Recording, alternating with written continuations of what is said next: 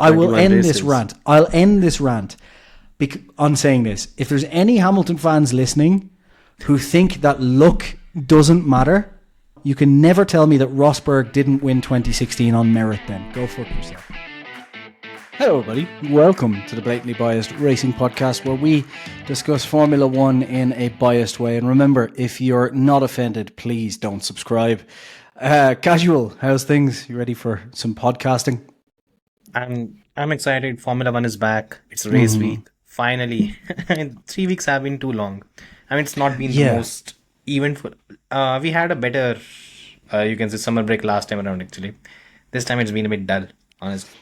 Yeah, well, we only had a couple of cheating scandals, a few bits. That's nothing crazy. Yeah. Yeah. We've So how are another you, by the way? 3 weeks, I think, right? Soon. It was 3 weeks. But I And think they've we've got been 3 another long 3 weeks. In September. Yeah. Yeah. We'll have another one. Fuck's sake. Yeah. Oh well.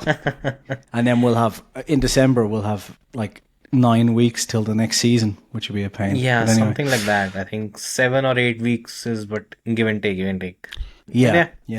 I'm good. I ended up changing Wheel Sports to Hassett Racing Rants. I rebranded it because basically I realized I'm not doing news anymore, and that channel has I've stopped focusing on it in terms of views or anything. So now it's just a place It's for your me to passion rant. project in a sense, right? I don't really care if it grows or not anymore. It's just like, let's just rant about Formula One and see what happens. Yeah. But yeah. But it's fun. I mean, still, look, until you're able to put out content, that's the most important thing. Just keep your schedule free for that.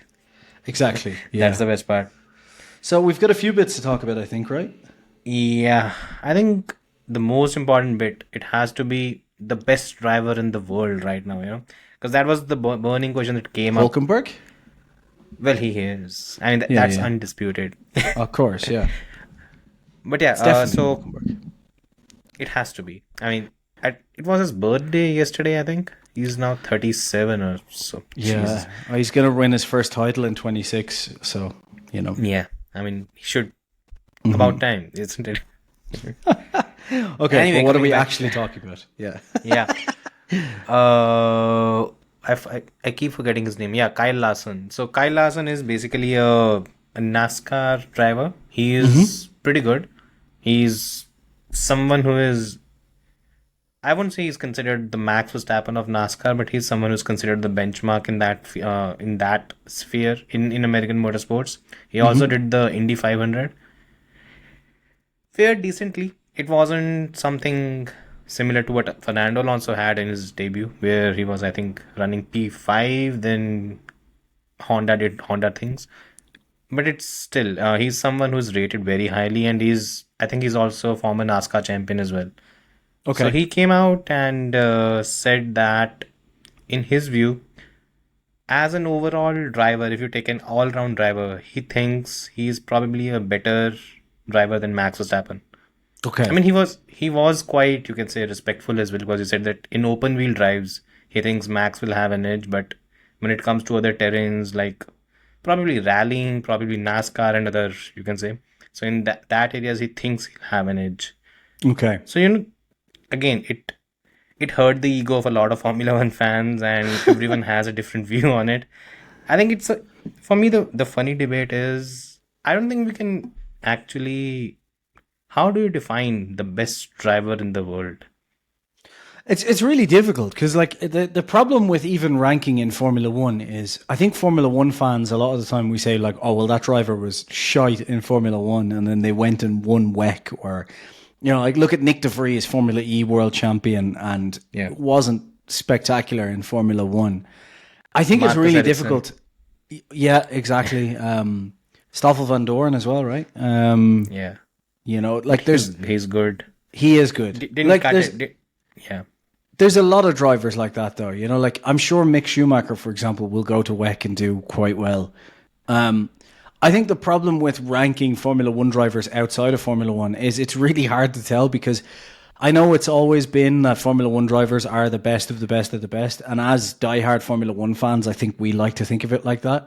But I think the problem is when a driver enters Formula One, there's more variables than just the driver. Yeah. especially if like, for example, you look at like Colton Herta, who was highly rated in IndyCar at one point. Anyway, I'm not sure. I don't follow, so I'm not sure how highly rated he is now. But like, if he had got into Formula One, it's not like he would have been immediately challenging with Max, because the car is the most important thing in Formula One. So I think it's really hard to say, because he's right. Like, if you put that driver, like if you put any driver, even Lewis Hamilton alongside Max in Red Bull, it doesn't matter which one is better straight away, because it's Max Verstappen's team. The car has been tailored around. It's not like the car is exactly just Max's car, but it's kind of been pushed more and more towards Max's driving style. They know how to set it up for him. There's so many variables. So I don't know if you can say best driver in the world, because how do you compare for example, a Schumacher to a Colin McRae?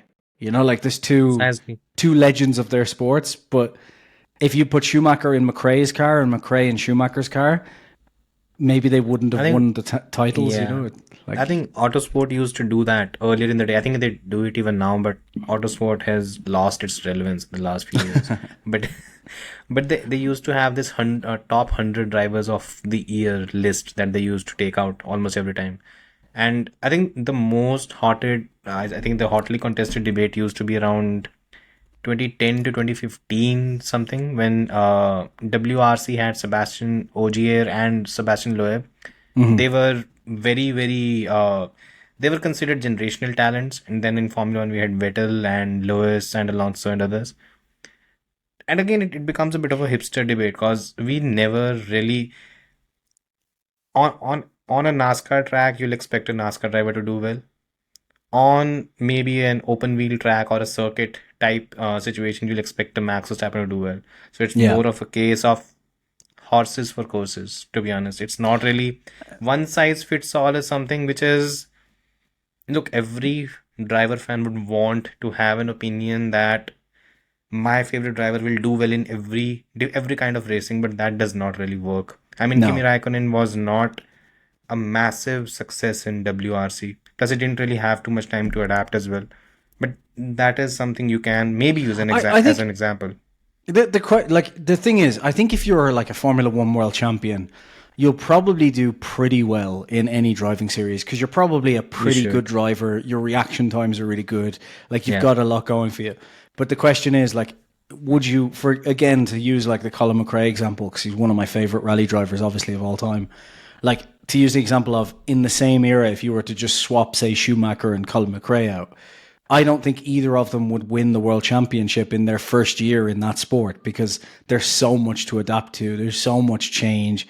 It's completely tailored their different. career in a particular direction as well. So it makes a lot of...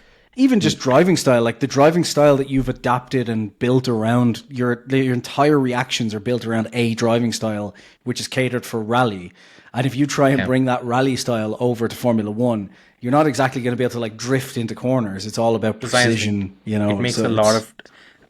It's basically second nature for all of these guys, right? Everything, be it Formula 1 or any other series.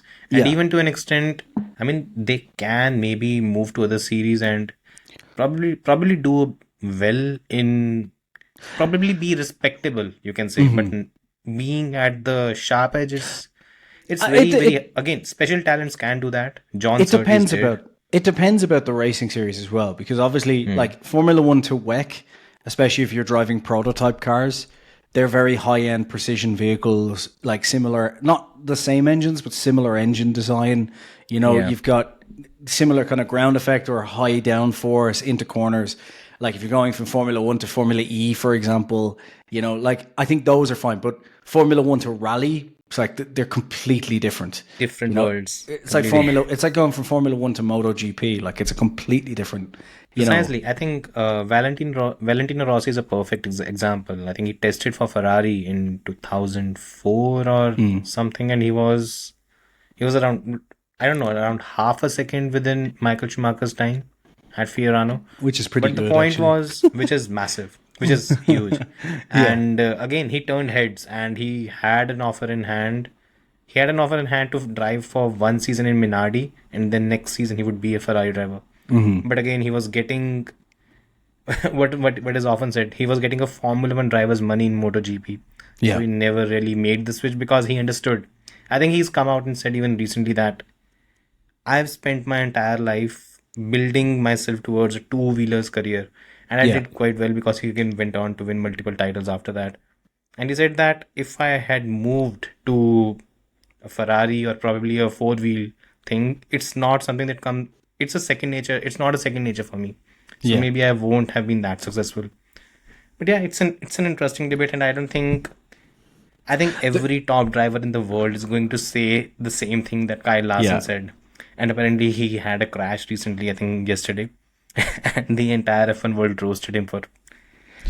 Yeah, people get so offended, but like even in Formula One, you can't judge. Like, it's really hard to say in Formula One whether, for example, like we all love that what if of like, what if you put Hamilton and Verstappen in the same car, but it was like a different car from Mercedes and Red Bull.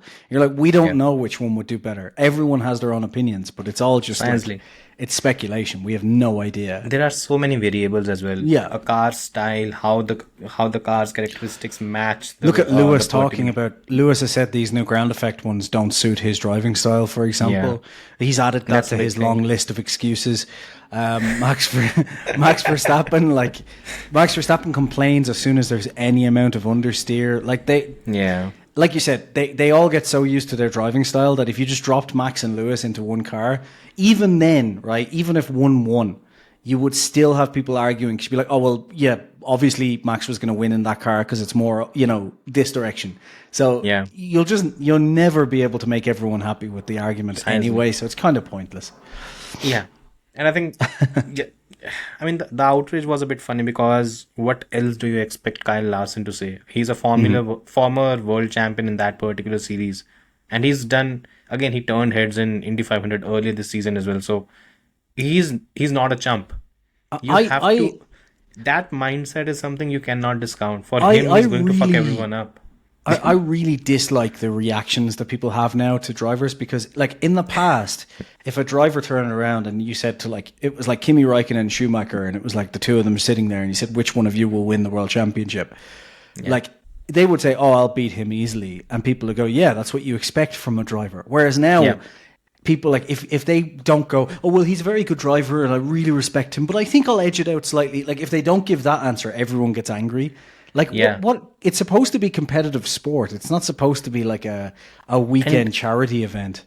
And on one side you want unfiltered views from a driver, and on the other side, if they give you that, the kind of outrage that they face is the problem is we want that, but I think the problem is we want that because if we're not like hardcore fans of one driver, then it's pure entertainment and you love it.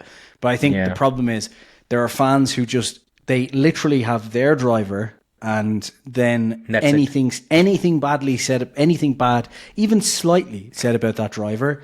Like even, what was it? I'm sorry that I constantly point out Verstappen and Hamilton fans, but it's just like those two and possibly Leclerc fan bases are like, they're like the most diehard. Precisely. There was yesterday, I think it was, or the day before, I had to comment on something because people started going absolutely mental because Massa didn't put Hamilton in his top 3 favorite drivers. And you're like, it's like, of course he's not going to put Lewis Hamilton in his top 3 favorite drivers. Like, of course he's not. Like, do you think Lewis Hamilton is going to put Max Verstappen in top 3 of all time? Like, probably not. Maybe he will. A better example. Do you think Max or Lewis Hamilton's going to put Nico Rosberg in his top 3 of all time? No, of course he's not. Like, of course not. He would. I think he would. You know, maybe just to wind up people. Cause... No. For only one reason. I'm number one. Right. Okay. You know what? Maybe, but yeah, and for that reason, he's probably not putting Verstappen. Like, precisely. You know. Like Verstappen, I think did one time when they asked him, it was like, "Who's your top 3 or top 4?" And I think he said, but he wasn't asked. This is the thing; they're very careful. This question, he wasn't asked favorite. I think he was asked who were the best of all time or something like that. And I think he said, "Oh, you have to put Lewis in there." You know, like he did. I think so. As far as I remember. But like it doesn't matter anyway. The point is, like, of course, these guys who are competitive racing drivers aren't going to put their main rivals as their top 3 favorite drivers. Like, I mean, come on, like you're just. I have a slightly different take here, and shout out to Ahmed, former guest here, because he was also one of the guys who really got upset about Philippe not putting Lewis Hamilton in the Right, list, yeah. and I clapped back at him, and the whole thing happened again. His reaction was that he's being too salty and whatever, and my initial reaction was, even before all this thing happened, when I saw, my reaction was, okay, Senna makes sense, Michael makes sense, because both of them were his idols, and Yeah. in third position, look, it's I again, everyone can have a different view. I don't think Lewis is a slam dunk top three driver nailed on. It could be, in someone's eyes, it could be Alain Prost. Yeah. It could be Fangio. There are so many drivers where, again, it comes down to your subjective preference. This is the thing. You Yeah, can't it's- really expect everyone to pick your favorite driver as their top three. No. Doesn't make any sense. For me, like, I mean, I would. The thing is, I would toss it up against like Alonso or Vettel as well, and people would say like, "Oh well, statistically they're nowhere near." And I'm like, I don't care about statistics. It's basically the moments where I saw them driving. I think the reason Jeremy Clarkson summed up the reason why Senna is in basically everyone's list, and that is because with Senna, it was Jeremy Clarkson said like when he watched Alain Prost and James Hunt and Niki Lauda and all these people, he's like they had these moments of brilliance, and his quote on it was, "But when you watch Senna footage, every time he's in the car, he's brilliant." You know, and I think that's why, like, even newer fans, if you go and watch any Senna stuff or you go back and you can see why it's like, okay, now I understand why he's highly rated. You know, it's just like, whereas I mean, the ones who saw him, they rate him very highly, and yeah, the thing, but the thing is, you cannot impose your your will into that. This has to be there. I mean, again, for me, why Michael Schumacher ends up in that list is not because of 7 world titles. He ends up there because he turned Ferrari into what it was. For me, it's just because it's like when I think about like competitive sportsmen and racing drivers, I want that kind of limit of aggression to frustration. It's why like a lot of Verstappen fans got annoyed at me for Hungary, because I was like, Verstappen crossed that line for Hungary this year where Verstappen got really frustrated in the car. Oh, okay. For me, it's like that's not what a world champion sportsman does, because Michael Schumacher, actually, you know what, people will get even more annoyed at me because Schumacher went over the limits on that as well. But Schumacher tended to get angry but it was like proper focused. I will just win at all costs. Whereas sometimes Verstappen gets a bit kind of frustrated in kind of a childish way. And I know people hate that word, but it's like sometimes it's just over that limit. Whereas Schumacher would make kind of Senna-esque calculations of, I can bash him into the wall here and I'll probably get away with it. And it wasn't frustration. It was just him being an absolute I'll do whatever it takes to win. And Senna is famous for that, obviously. Prost as well. Prost did it, but in a very clever way, because he knew he had the backing of the FIA. You can say he was the first bastard in Formula One. Yeah, in every good way possible. Because look, and you just look at him. He's a tiny little creature, and he was a menace throughout the Formula One grid. And he won in different cars. He pretty much helped different teams to become whatever they became.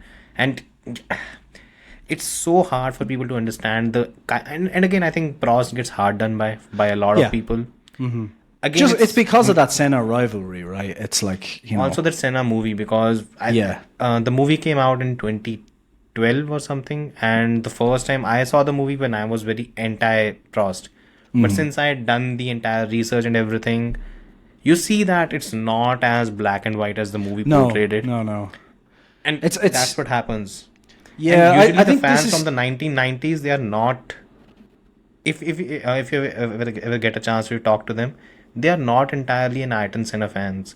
Yeah, there were some that were diehard fans, but then there were others who actually thought that Prost was hard done by with the entire nonsense that happened. Yeah, this is another thing I was going to say is that like when it comes to top racing drivers too, and I don't know how you feel about this, but one of the reasons that I'd be like even Lewis would be probably in my top 5, Yeah. Definitely in my top Could be. 10. More than likely Yeah. in my top 5. I haven't really thought it out in a long time, to be honest. Yeah. And the thing is, like, there's one thing that kind of pushes him down for me compared to, say, and like Leclerc has some of this trait as well, and even Verstappen. And I know Leclerc doesn't have an excuse, right? Hamilton and Verstappen have the excuse that Mercedes and Red Bull generally get things right. Leclerc doesn't have that excuse, but Hamilton, Leclerc, and Verstappen, when the team give orders, even if they disagree with it, they tend to go along with it. Whereas what I love about drivers like Schumacher, Alonso, Sainz even has been brilliant at this, Russell, I love that kind of like, you can tell that they're thinking about every single thing in the car. Like Alonso famously drives with like 25%. And the other 75%, he's like watching the TVs, thinking about strategy.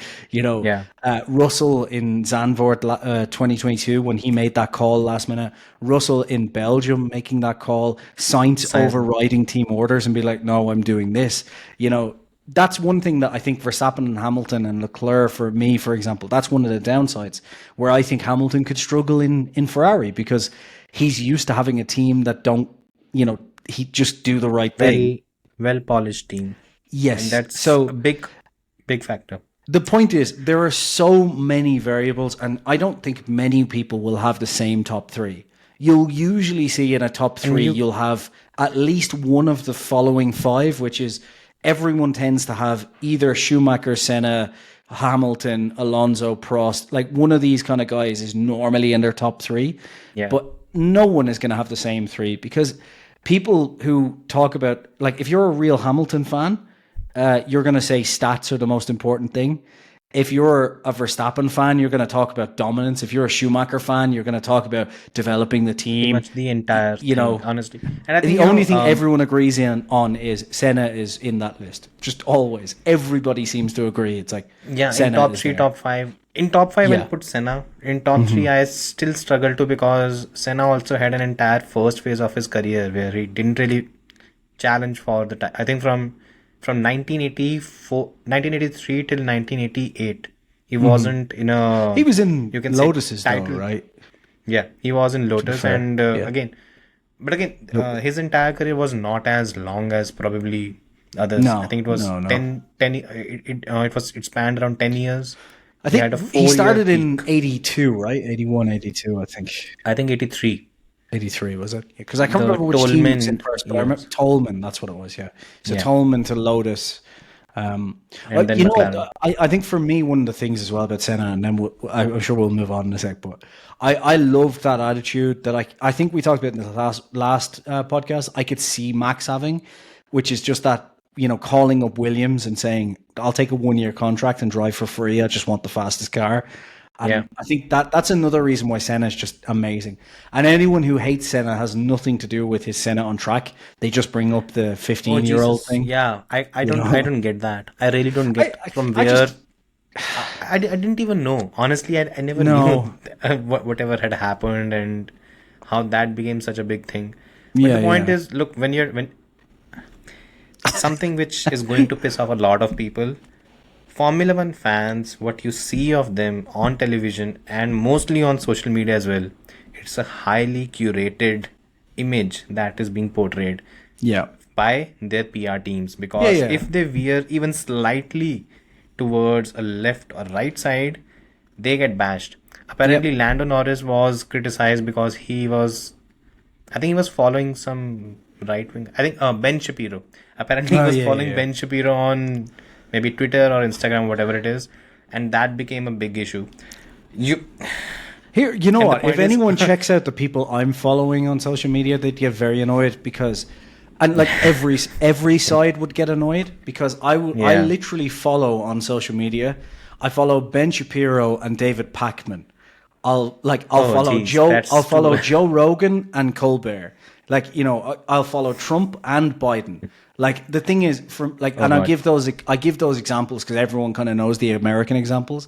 But I'm the same with everything because you know what? I on my documentaries, I've got a few people who said I stopped watching this as soon as there was a clip from Fox News, and my response is always, well, then you're an absolute moron because if you can't listen to both sides, then you're never gonna understand. Like, I hate when people are like, you shouldn't listen to one side. And it's like, that's exactly that's how not how it Nazism works. starts. The problem is both sides honestly suck on at this point, this stage. Yeah. So But it even becomes, if even if one side is good and one side is bad, the problem is if Yeah. you don't listen to the bad side, then you're Yeah. just taking it completely on merit that the good side is good, and that's Precisely. really stupid. That is literally how Nazism starts, because you just completely blind faith go, my side is the good side, and you're And like, honestly, Formula One fandom is that if Yeah. there is a Lewis Hamilton post and I commend him, then I'm a Max Verstappen fan. If they and if it's vice versa, it becomes an entirely different the thing. thing is, if we look at, we should probably talk about this whole cheating scandal right before we Yeah, that's this the is next part. Yeah, the perfect example of that, because if you're a Max Verstappen or Red Bull fan right now, right, immediately like, we'll talk about what's true and what's not, but when everyone heard it, let's just assume it was true for a minute. I think let's set the table first for it, because you've done a video on it as well. if I'm not wrong. I dug into it quite a bit, and my video has some in. I think I covered everything, but my video is inaccurate because immediately afterwards we got some more news about, We'll get to that as well. Yeah. So I'd suggest maybe you first explain how the whole Yeah. thing happened, and then we'll So, get to the. so what happened, and then we'll clarify what the accurate truth is. But essentially, what happened was Peter Windsor put out a tweet a few days ago, basically saying, because Peter Windsor, like USF1, is a valid Formula One entry.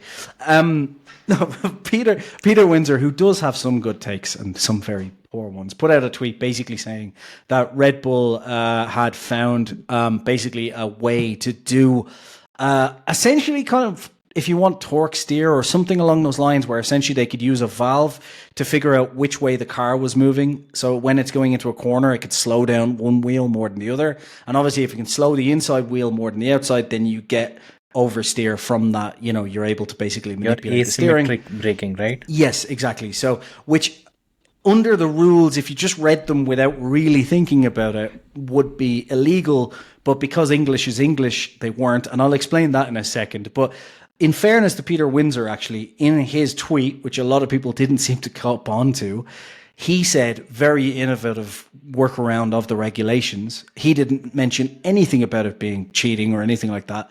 Obviously, immediately Twitter went wild. But essentially, the actual exact rule, and I have it here, I think. I'm sure I have it here somewhere. I can Give me 2 seconds. send it to you if you want. I'm sure I've got it right here. So the actual exact rule, according to the regulations, was the brake system must be designed so that within each circuit, the forces applied to the brake pads are the same magnitude and act as opposing pairs on given brake discs. So within each circuit means basically front and rear. So left and right on the front would be one circuit, left and right on the back would be one circuit. So 2 hydraulic brake circuits. For anyone new to F1, you might hear them talk about brake bias. That actually means the amount of braking you want from the front compared to the rear. So you might want more bias in the front compared to the rear. They change this throughout they can change throughout the race. It's just left and right they can't change, because left and right would influence steering, and you're not allowed to do that. If you were looking at the regulations, everyone was like, oh, it's clear-cut cheating then, because it has to be equal applied to both brakes. However, there's a simple way to look at this in English, and I'm not going to look, as someone pointed out, I pointed out in my video, I'm not an engineer. And they went, well, you're not an engineer. You shouldn't bloody be talking about it then. You don't know what you're talking about. And I had to explain. I was like, yes, I'm not an engineer, but I studied science and physics. So I have a basic understanding of how physics work. Yeah. And I can speak English. Shut the fuck up. So essentially, my way of reading this, and maybe I'm wrong here, but my way of reading this is the wording was the forces applied to the brake pads, right? Which is very different from the forces on the brake pads. So if you're not measuring at the brake pads, in English, applied to is something applying force to another thing. So if the brake pressure going to both brakes is the same, then you've technically met that. And what allegedly everyone said Red Bull was doing was putting a valve in between basically the brake line and the brake pads. So the force going to the brake pads is the same, but then you have a valve that figured out the inertia and would basically brake differently on one side or another, and was technically a workaround. However, so basically most of this is bullshit since, right? Yeah, we'll get to that. Just to explain it to everyone in a slightly more layman term.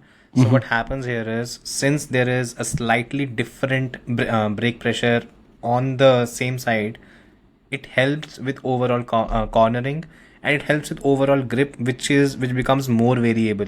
When it is more variable, it for a driver that is more, you can say, acute in terms of handling the cars, it helps them a lot more compared to a driver who is maybe a bit more of a Yeah. normal talent. So Yeah. this was something that happened with The Max way they would have Verstappen. the way they Yeah. would have done it as well, by the way, just anyone wondering, is so there's something called a cross brake inertia valve. You don't need to know what that is, but essentially, obviously, you couldn't have like a powered system or anything electronic because that would just be active steering or assisted Yeah. steering. So all the valve does basically, or all that does, is it changes Regulates depending the on power. the inertia. So if you're turning right, obviously all of a sudden all of the weight is going to go to the left side of the car.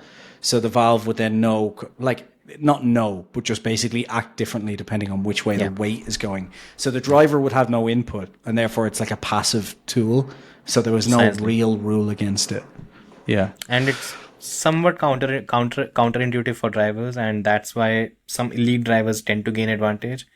And why this came up, why Red Bull came into the picture again from Peter Windsor, but also because Adrian Newey designed this car, and the man has actually already done the same thing in 1998 with the McLaren when there was Yeah. a third brake lever in place, which actually helped Mika Hakkinen a lot more than David Coulthard. Again, a lot of these things are speculated.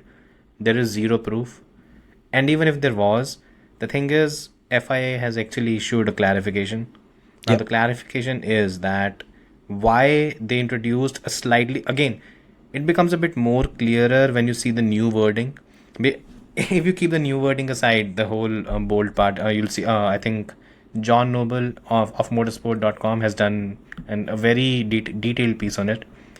So once you see the added part of it, you can see how something like this wording can be used to actually gain an advantage by someone who is like an Adrian Newey actually. Yeah. So that was the whole point behind it, and the reason why they've done something like this is they want to preempt anyone taking an advantage of this particular statement, or you can say a regulation for that the matter. new wording is very just basically clear on like anything Yeah. that does this. So the exact wording that's being added is any system or mechanism which can produce systematically or intentionally asymmetric braking torques for a given axle is forbidden. Precisely. So They essentially, make this is it like as explicit as anything. possible. Yeah. Any braking system that will affect the steering basically is forbidden.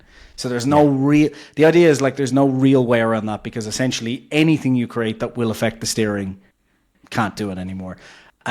So yeah, a couple of things we need to touch on this, don't we? So the first thing was Peter Windsor, I believe, in the tweet said this was a vote in Miami, which I believe is true. I believe they did vote on it in Miami or before Miami.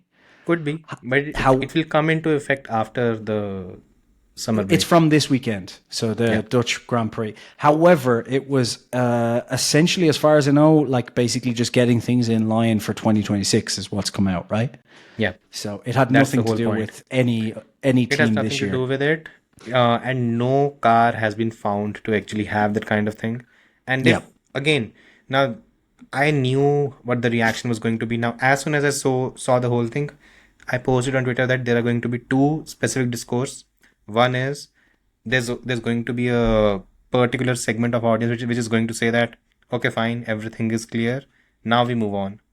Then there will be a second segment of the audience which is going to say FIA is corrupt, Red Bull cheats, again they are favoring the Red Bull. And Yep. in my comment, there was already until, I don't know if there's anyone else who has added anything, there was already the first comment which actually stated the same thing. And like, I'm not even surprised now. Yeah. And it's just, So like my response was just so when I put my video out, I looked at it and the thing was like, okay, so at the time I published my video, I was under the assumption that they had caught a team using it, and the rumor going around was Red Bull. So I basically went through a couple of things, which was One, has this been the reason for the drop in performance since Miami? And I was like, even if this is all true and it is on the car since Miami, I don't think it's the full issue, because realistically, the curbs have been a bigger issue than the braking. It's only at like 2 Grand Prix that Max had complained about understeer. So it's like, even if you brought it in, like for all of those Grand Prix, people were like, oh, why didn't they catch this sooner? We could have had a banging season. I'm like, it's clearly not just that one thing, first of all. The problem is, again, and people really, the thing is, no one wants to dig into the data. No. Red Bull has not lost pace. No, McLaren they has haven't. jumped up. Exactly. Yeah. And everyone needs to go back and take a look at the plethora of upgrades that Mercedes brought from Miami onwards until I think it was Barcelona. The thing is, even if you just looked at Red Bull in isolation, you can tell that their performance hasn't gone down. It's just that everyone's caught up. And then immediately you know what the deal is. Basically, they've been pushed into a narrower and narrower and narrower performance window, which is causing issues. So, that's what I said in my video. Was like, if they get into that performance window, maybe then you could say, if this was the case, it had some small effect, but it's definitely not the reason that they dropped off overnight. Yeah. And we know now 100% it's not the reason, because it's not there. It's clear as day.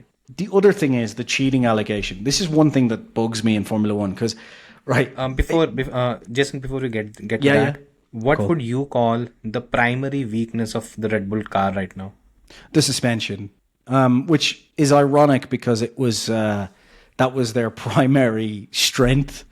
Up until riding recently. the curbs was not right. Riding the curbs was an issue even earlier as well. And 2022, they had an issue in 2022. Yes, precisely. Max and Nui and Pierre Vacher, they've all talked about the fact that the suspension issue that they're having now has always been there. It's just that they've always had a big enough gap over everyone else so that they could basically still get it in the right performance window. And like I said, now they're squeezed into a tight performance window, so they've no leverage. And I wonder what they're going to do, because it basically seems like the problem is that they're at the kind of limit of downforce that they can add to that suspension. And the only other option is to like take some downforce off and try and get it more into the McLaren. I think they're going to have to change the suspension over the winter, to be honest. I think they would have already done that because, again, they are halfway through this season. So this is something that they would have identified by now. And but they can't really change the suspension without changing the chassis, you see. That's why I think it's going to take a lot of effort. Mm-hmm. I mean, again, I'm not an... I mean, I'm supposedly an engineer. Yeah. But the thing is, it's very tough. If they cannot ride the curves, there are a few tracks which are clear write-offs. Mm-hmm. Singapore is a write-off. Maybe to an extent, a few others. And again, Monaco is one of them. That is, wherever there are aggressive curves, that's where Red Bull seems to be losing. And again, just tying it back to the initial point, if that is the reason for the drop-off, it has nothing to do with any asymmetric braking system. Just to make things clear. Well, you just know more that of an inherent issue with the car. But you'd know that immediately, because if this was the issue, then Max would have been complaining about understeer at every track.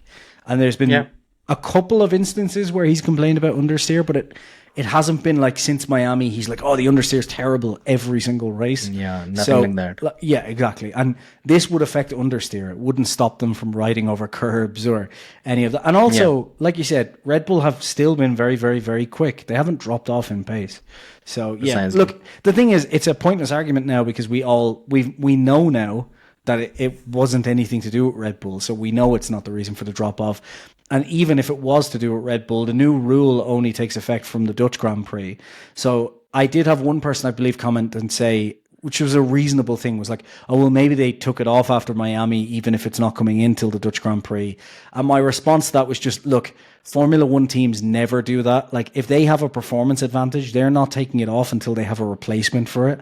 The biggest thing is Callum Nicholas. He, the Red Bull mechanic, he was quite vocal. I'm pretty much on Vince's tweet. That poor guy gets so much hassle. Yeah, but again, I think he also brings it on. He likes arguing back, I think. He has a lot of fun on that front. And I think he said that this is impossible, and someone replied, "How do you know?" He said, "Because I fucking assemble and disassemble the Yeah. car every weekend. If Yeah. there would be something different, I'd know." And again, Oh, it's just oh man. So at some point. Yeah, sorry. go Go go ahead. ahead. I was just going to say, look, the thing is, even if all this was true, though, it's still not cheating. And I can give you a black and white reason as to why it's not cheating. And you don't even need to know about Formula One. Like, basically, for you to go to jail, if they have to change the law after you did something and then put you in jail for a law that wasn't a law when you broke it, then Well, you didn't break the it law. it has happened in history. Yes, it has, and there's a reason that in civilized society now we basically have basically most democratic countries have a law that says you can't retroactively penalize someone for a new law. So you Yeah, can't bring a new law in and then say, "Hey, remember 15 years ago when you broke the speed limit? You're going to jail now because we brought yeah, a new law in." it's So nonsensical. the thing is, if the FIA has to change the rules to stop you doing something, then by definition, you didn't break the fucking rules. So, like, for example, and it's not just like DAS, F ducts, blown diffusers, double diffusers, if they have to change the rules to stop you doing something, then by definition, you didn't You did break the not break the rules. rule. If I th- instead you go into a back room, you sign a sealed settlement, you pay $100 million, and you call yourself Ferrari in 2019, then you've probably broken the rules. yeah, So, precisely. like, I wonder how this is going to go, because it was mainly, no offense, but it was mainly Hamilton fans calling cheating because they really dislike Red Bull. Not just Hamilton fans, but there was a lot of Hamilton fans, obviously, because Yeah. they famously don't like Red Bull, and I believe a lot of Red Bull fans dislike Hamilton as well. But I mean, how are they going to feel next year when they go to Ferrari, the only team in F1 that has been found actually cheating in the past decade, and the only team in Formula One that has a veto rule, which is why they can get away with cheating. Yeah. I So mean, yeah, it didn't really have an impact when Lewis was at McLaren, and McLaren and they basically actually cheated. Yeah, cheated. yeah. It's The like, oh well, point they is, weren't cheating. it's It's like, well, they got disqualified from the yeah. championship. So What did they? Yeah. Why like, did that happen? they had to pay $100 million fine and got disqualified. I mean, they I obviously mean, did something wrong. again, by the way, apparently Lewis did not really lie to the stewards. He was forced into lying. Otherwise, McLaren would have fired him. Apparently, in 2013, he did not really take part in a secret tire test where he wore a camouflage helmet. Again, if he had not done that, again he would have been fired by the team. I mean, like a, like a world champion does not have any agency of his own. He's being forced into doing those things. And again, it's in Friends It's there is this guy Ross.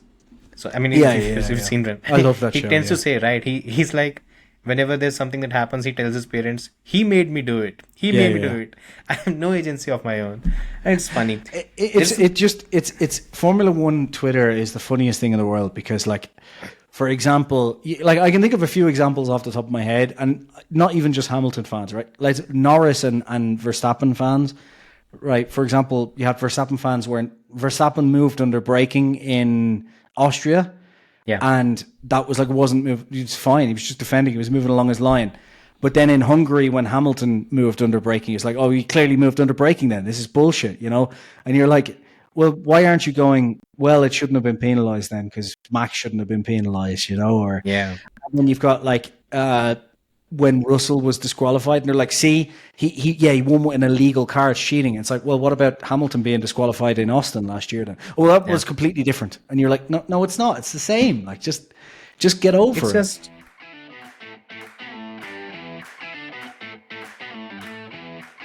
We yeah. could just Anyways, so I think Red Bull just weren't to- cheating. I think we can move on from that. I'd say so. I'd say so. They weren't cheating. Anyways, I mean, we're done with the whole thing. I hope they do cheat, by the way, because if Max Verstappen gets disqualified this season, it'll be brilliant. But anyway, He's yeah.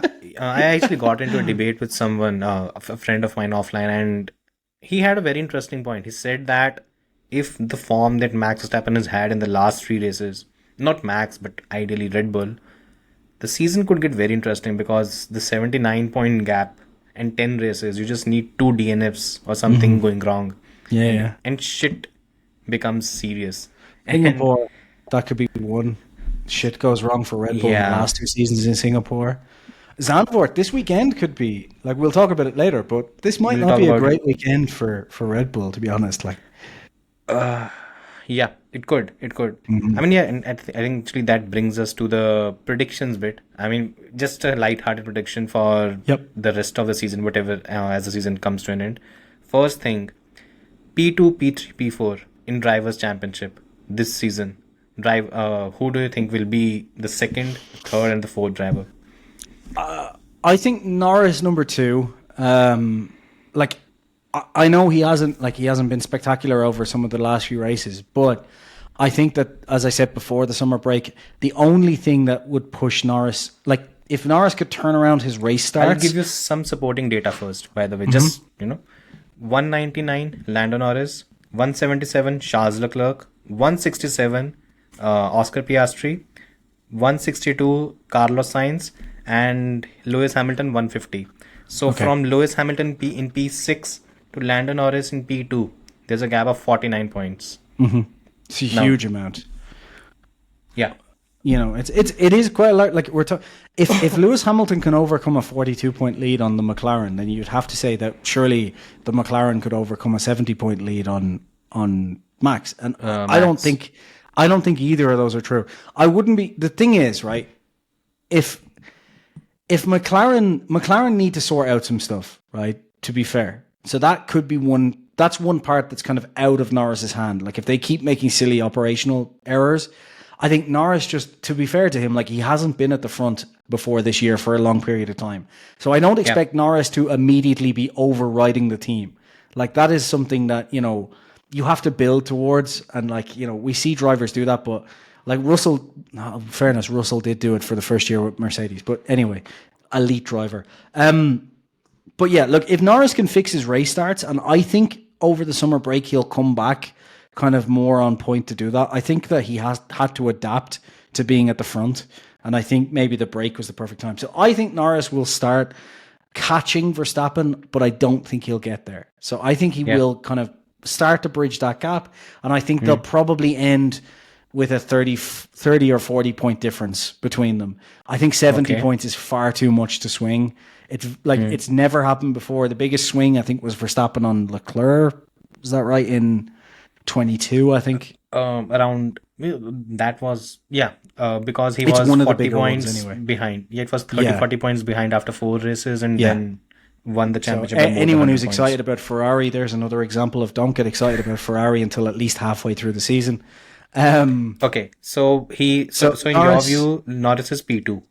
Norris, then I think Piastri, because I think Piastri is going from strength to strength. So I think if Norris is doing well, I think Piastri will kind of follow suit. And unfortunately, he's just a bit behind. So I think he'll end up just a bit behind. Yeah. So, and then I think I'm in 2 minds, because I think it's either going to be George Russell or Lewis Hamilton. What's the gap between Russell and Hamilton? Russell and Hamilton is 34 points. And Leclerc and Hamilton is 27 points. I think Hamilton will get on top of Leclerc, but I don't think Russell will get on top of Hamilton. Like, I would not be surprised if Russell and Hamilton are neck and neck the whole way through the rest of the season. But the problem is, it's like Hamilton would need to have some pretty bad luck for Russell to overtake him now. And I think if we look, George has had in the last couple of races. I was going to say, historically, if we look at Mercedes, and Hamilton tends to have the lion's share of the luck, with the exception of 2016. Like, basically, like, even even if you go back to 2021, like, Max should have, like, Hamilton should have been the championship at least 3 races. Well, even like just take Imola. Like, Max in Imola should have taken a 25-point lead, but just for the luck that 2 other Mercedes drivers crash into each other, and Hamilton manages to go, like, when he was out of the Grand Prix, essentially, a red flag arrives at that exact moment. Belgium, Russell plays an incredible strategy, and Russell gets disqualified. Like, British Grand Prix, Russell is by all means ahead, and Russell has a water leak. Like, Hamilton Hamilton deserves all the championships he gets. But if you tell me he hasn't got lucky at certain points, I'm sorry, go and reassess yourself because you're an idiot.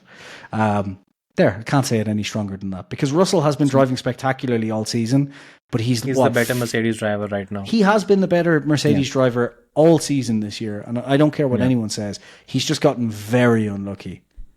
So I think P2, P3, P4 will be Norris. Yeah, it'll Oscar, be Max, Norris, Lewis. Oscar, Hamilton. I think, look, and this is to say on top of that rant, Hamilton is driving spectacularly right now, but by the same measure, so is Russell. So is Russell. But Russell's just got the lion's share of the bad luck this season so far. Like he should be, by all measures, in every circumstance, he should be ahead realistically, but he's like, what, 30 odd points behind because of 2 DNFs? 34 points. He's lost 2 race wins. I mean, he's basically lost 2 race wins, and that completely changes everything. In my view, I think again, I don't think Norris closes the gap, the kind of significant amount that you think it might happen, because he's 79 points behind. I think the gap might decrease, but I don't see it decreasing to such a huge level. I just think because Singapore and somewhere else, I think there'll be like a significant points gap from like 2 races. I don't think it's going to be like consistently every race, but I think there'll be 1 or 2 races where Red Bull just are nowhere and it just drops. That's what I think. But I also think there will be races where Red Bull will be good. I think Vegas is a Red Bull track. I just can't think of a single racetrack after what I've seen over the last few races where McLaren will be like. I can see McLaren being McLaren still because they're kind of. We've talked about this a lot. This is not the old McLaren. They're reacclimatizing themselves to being at the top. But in fairness, they're not even reacclimatizing themselves. They're just acclimatizing themselves because this team has never been at the top. This is not the same McLaren. So I can see McLaren having some bad races. But because of where the car is, I think a bad race is going to be like a P3, P4, because it should be good at every track. Whereas I think a bad race for Red Bull could be like a 9th or 10th, because if we look at Singapore, all it takes is like them to have a bad qualifying. And just like last year, look how hard it was for Max to come through the field. Coming through the field now is even harder than it was. So it was last year. I that's why I think it. But anyway, sorry, go ahead. Yours anyway. Sorry I think it would be around maybe 60, 65 points. I mean, the gap would decrease. I think it would decrease. So you think just a smaller amount? Yeah, I think it'll be more neck and neck. I do expect Max to win a few races in the second half of the season as well. I really hope Max is up there and it's like a proper fight out, because I want to see Max fighting is, regardless of whether you like Max or not, Max is an incredible wheel-to-wheel racer, and I know people like to say, he's shite, he's too aggressive. He is brilliant wheel-to-wheel. He doesn't leave an inch, and Max wheel-to-wheel with other drivers. That's what made him great. I really want to see Piastri and Norris and Russell and Hamilton wheel-to-wheel with Verstappen, because it'll mean that basically everyone will fall out with Verstappen and we'll get an incredible 2025, I think the problem would be there'll be too many areas where the fire will be on too many sides. It won't be only one particular driver will be fixated on. And makes it's why 2025 is probably going to be really good, right? Because this year, I think... let's hope Max so. I really hope we don't jinx it. Well, Max, I think Max won't lose this year, because if it was just Max and Norris, then you could say, oh, well, this would be interesting because there's enough races left where all it takes is a DNF or 2. But at the moment, we have Norris, Piastri, Russell. We could see Leclerc or Sainz back in it, maybe, if Ferrari do something un-Ferrari-like and actually get their shit together. I think it did last year as well. If you remember, by second half they sorted the shit out. It was kind of by Texas, right? They kind of came back again. Yeah, it's going to be too late though, I think. Yeah. I think the biggest problem Ferrari faces is that the car is facing too much of bouncing issues. Maybe once they're able to figure that out, maybe things might work. But again, I really don't know. The only good thing before you give your predictions is that I think unlike most seasons where you'd kind of say, right, where the car performance is going into the summer break is probably where it's going to be for the rest of the season. This season's a bit of an odd one where some teams will keep developing right until Abu Dhabi, because anything they basically upgrade now will be usable next year, and they're going to want to spend all of next year on 2026. So I wouldn't be surprised if like Ferrari come back, because they might as well bring developments to this car, because those developments will carry into next year. And they have to. The point is, if they're not able to understand the car this year, they are scrapping the next season as well. So that doesn't really make any sense. Like, if you show up to 2025 in the first race and your car's shit, essentially you might as well just go, right, well, we'll just leave it then. Like, focus on 2026. Plus you can't really have a philosophy that will bring a brand new car for just the last season of the regulations. No. It never works. I mean, 2013 McLaren, the biggest disaster probably in the last decade or so. It'll be. We'll talk about this next year, obviously, but next year is going to be very interesting, because you'll have some teams that will say to themselves, "Why don't we just put all of our energy into this season, because we don't know how 26 will go?" And then there'll be other teams like Red Bull and probably Mercedes, for example, who'll think we need to put all of our energy into 2026 because we've won the championships, we've got a decent car, let's focus on next year. Like, I could see McLaren going, okay, we should be good in 2026, but right now we are good. So why don't we put more energy into this? Like Aston Martin, I could see going, fuck 2025, all in on 2026. So anyway, your predictions, that's getting way ahead of us. Yeah. So I think Norris is P2. I don't see anything too different on that front. I do think Leclerc probably finishes P4. I think I don't think Lewis will jump into top 4 because the gap seems a bit too big. I think Piastri will finish P3. I think we both end up with somewhat similar it's just rankings. P4 we change, right? Just P4 is different because I think Leclerc will hold on to it. Because 25, how much? It's 27 points, the gap between the two, which is still sizable gap. Because again, there will be races where Ferrari will be good. I think Singapore is one race where Ferrari will be good. Baku is a Charles Leclerc track, and you can expect him.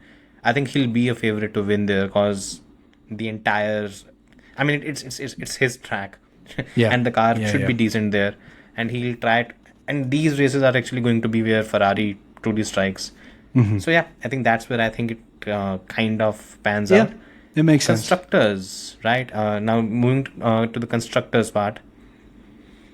P1, P2, P3. Sorry, P1 to P4. P1 to P4 because that's these the are top 4 teams. Yeah. The thing is, I'm going to say McLaren. Should I tell you the points thing? Yeah, just please to do. Have a better clarity. It's 44 points Red Bull to McLaren, I think. 42, right. 42 points between Red Bull and McLaren. 21 points between Ferrari and McLaren. Just 21 points deficit. From Ferrari to Mercedes, the gap is, wow, it's huge. It's 45 plus 34, 79. 79 points gap. So that's how the whole thing starts. The thing is, I'm going to say McLaren first because 42 points. I think McLaren with 2 drivers firing, which, let's be honest, they have 2 drivers firing. Red Bull have committed to Perez. The thing is, I think McLaren will win the Constructors over Red Bull. I think Red Bull will be second. I don't think Ferrari jump Red Bull as well. And I know there's not a huge difference there, but Ferrari have a lot of shit to sort out. I think the only thing is, and I will preface this, is I don't think it'll be a huge difference. I think people are thinking that McLaren's going to absolutely just whitewash them for the rest of the season. So Max will destroy it or Max will keep his lead in the drivers. But I think everyone's just assuming Perez will be absolutely out of the way, and that that's why they'll jump the gap. I think it'll be closer because I think, like I said about the 2025 season, I think Red Bull will want to try and fix, even if they can't fix everything, I think they'll want to try and fix as much as possible between now and the end of the season.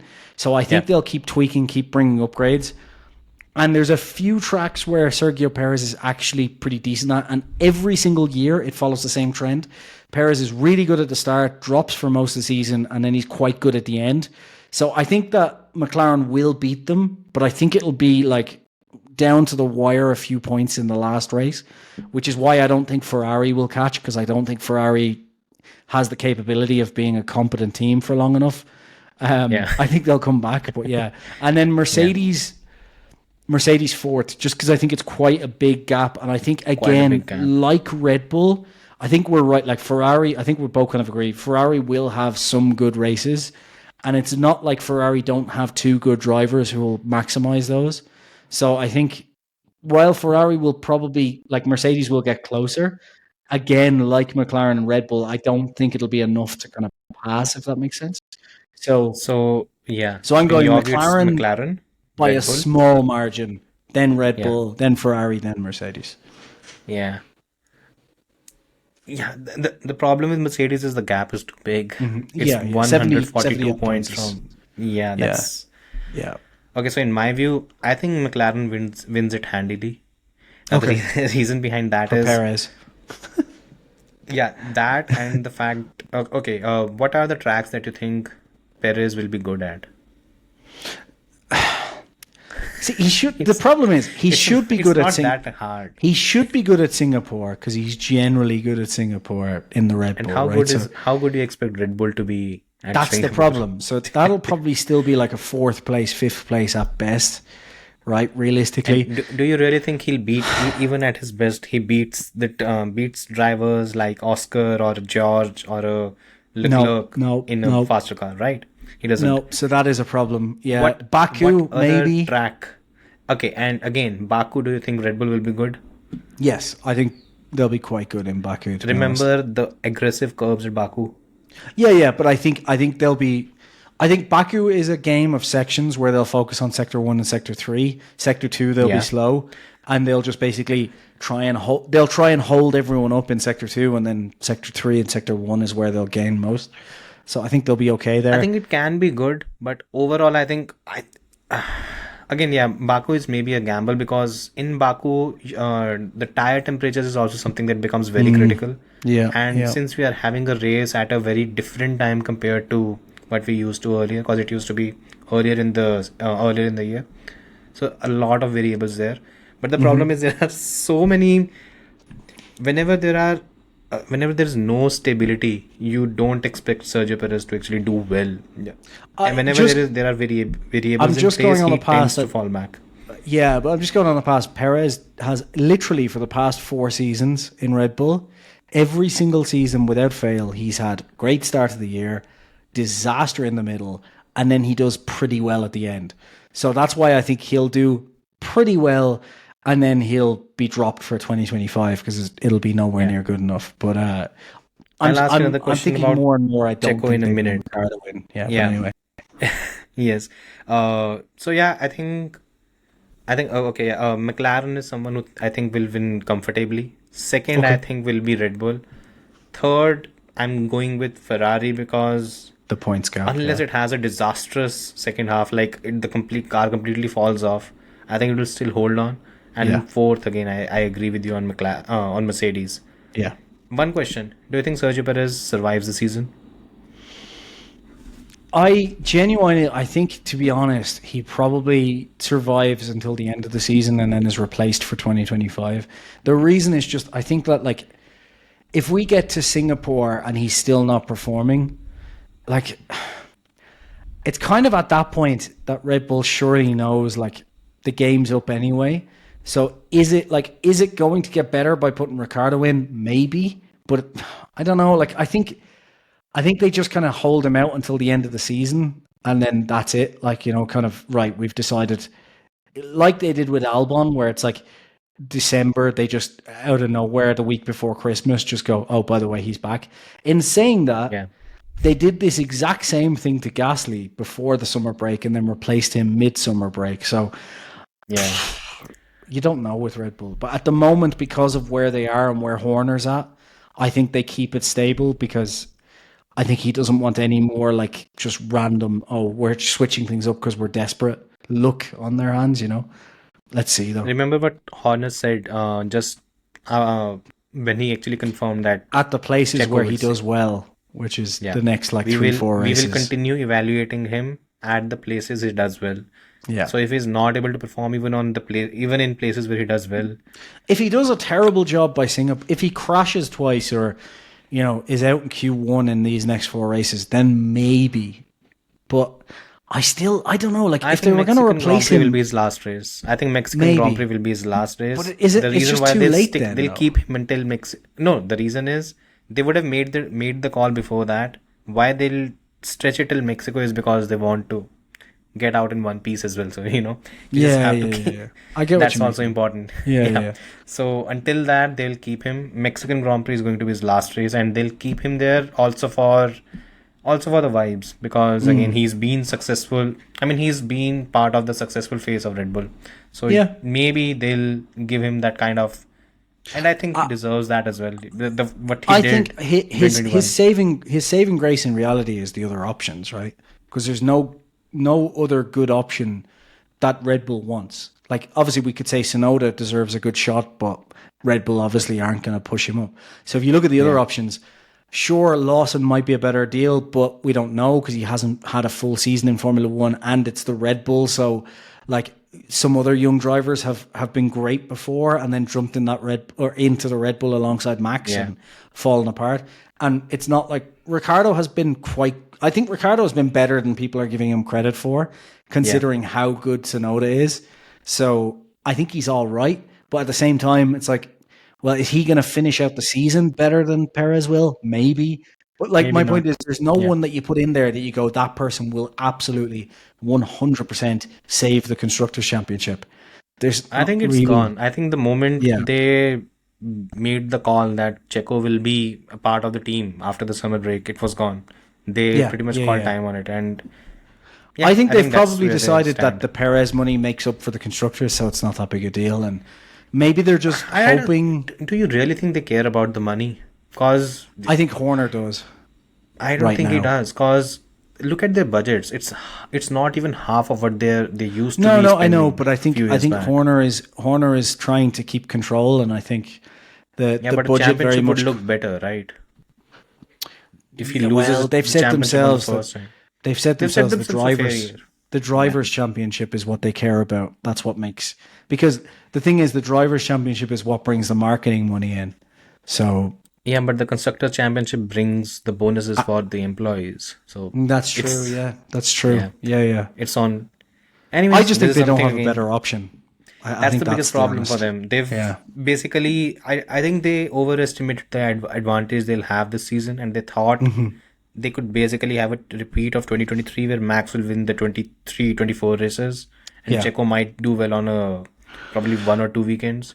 Hasn't happened, and they're caught with their pants down. They could also be gambling that, because like if Ferrari get back into the mix, then you have a situation where the other 3 teams basically take so many points off each other that eventually it just becomes harder and harder for McLaren to make that gain. Like, could be, could just be that kind of thinking. Basically gambling, right? But the thing is, you're gambling. You're not you're not taking the right calls. But there's also, like, if you think about it logically, there's no direction they could go that isn't a gamble.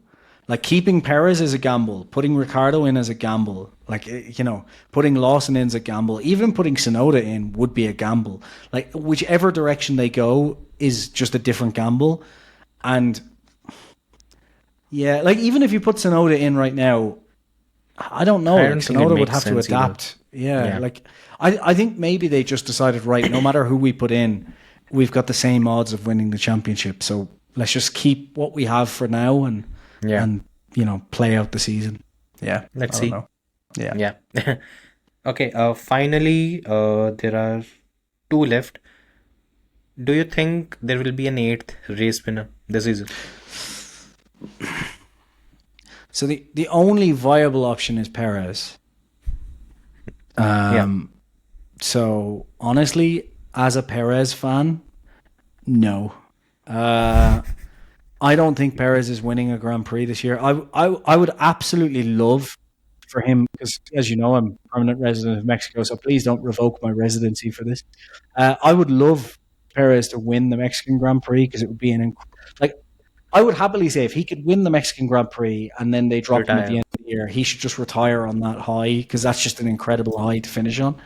But I just don't see it. And then the problem is, if it's not Perez, then there's no one else who can win, because, like, unless Aston Martin really come with like some amazing package that pulls like a McLaren, and Alonso wins because it's not going to be Lance Stroll.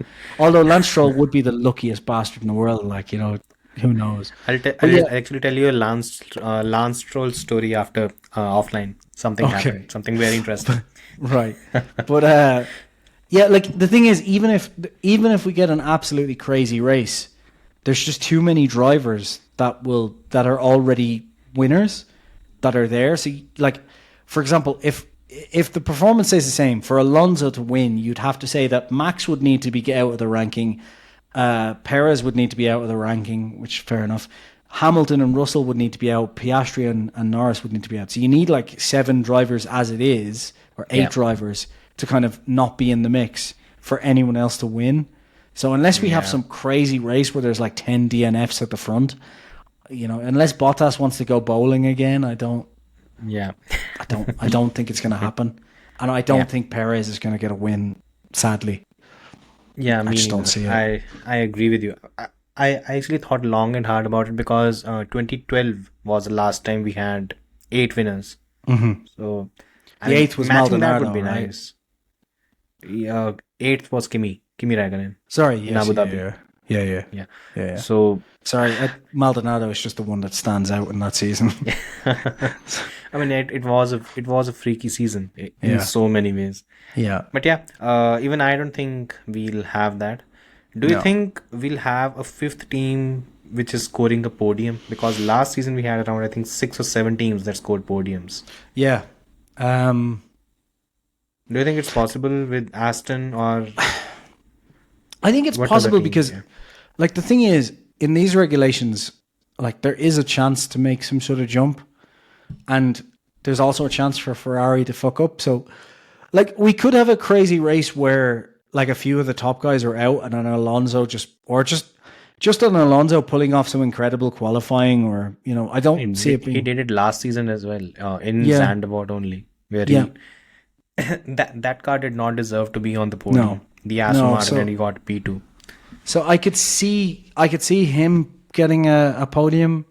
I think for everyone else, the same. I don't see anyone else doing that. The cars are too slow.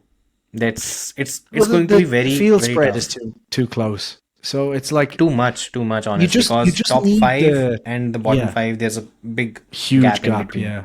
So you need the top 4 teams now to drop out for anyone else to get a podium. So it's just it's really difficult. Much. Yeah. It's not like in 2021 or 2020 when you just had one top team. So it was just like if Hamilton, Bottas, or Verstappen crashed out, you had a space open. You know? Whereas now it's like you need Hamilton. Forget about Perez, but you need like Hamilton, Russell, Verstappen, Norris, Leclerc, Sainz. Like you need all of those guys to drop out before anyone else can get in. So, I mean, in some ways it is good that there are 4 teams which are very close to each other. But then there is this major gap between, after 4th, you can say that the gap is huge. And that is what is hurting everyone. The variability factor kind of dies down after that. But still, I mean, can't complain the kind of season that it's been an amazing season. An amazing season. Yeah. This is exactly just the last thing. Like, this is exactly what I said last year, because last year, obviously, it was the Max Verstappen dominance thing. And I even said at the start of the season and last year a lot. I was like, look, I really couldn't give a shit if Max wins every single race as long as he has to fight for it. Because all you want is a proper fight. And this season's given us that. Like, I don't care if Max wins the rest of the races. Doesn't matter. As long as it is like a proper kind of, like we've seen over the last few races, a fight for that win. It's Norris versus Verstappen, Hamilton versus Verstappen. So many drivers could jump in there.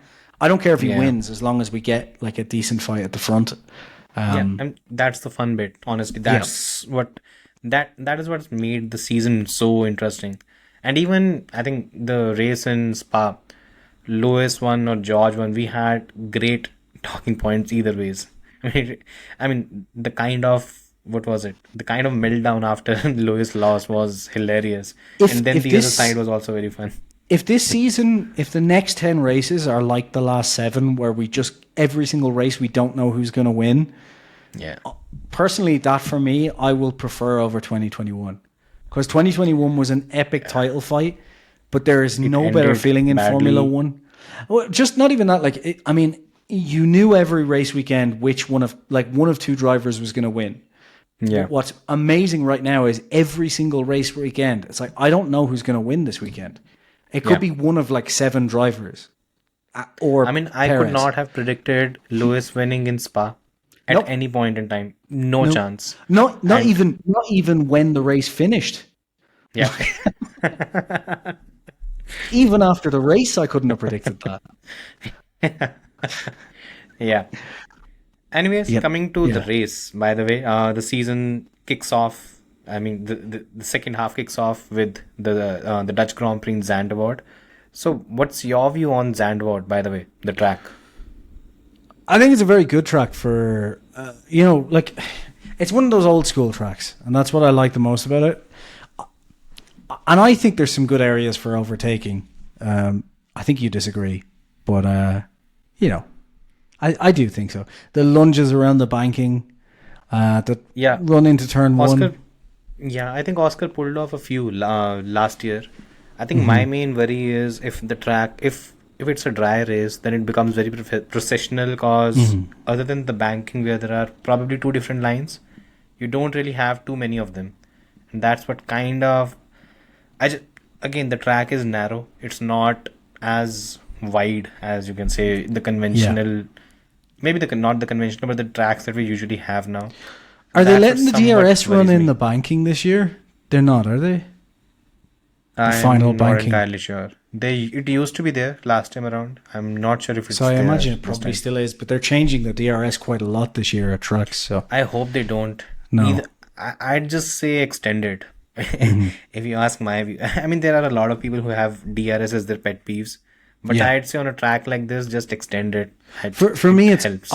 I think you either, I want DRS to be removed. It's one of the reasons probably the only reason I'm happy about 2026. But it is a case of you either have it completely gone or you have it longer, but not this in between, because as we saw at Spa, when you have something in between, it just causes DRS trains. It doesn't actually, it doesn't help. More frustrating, honestly.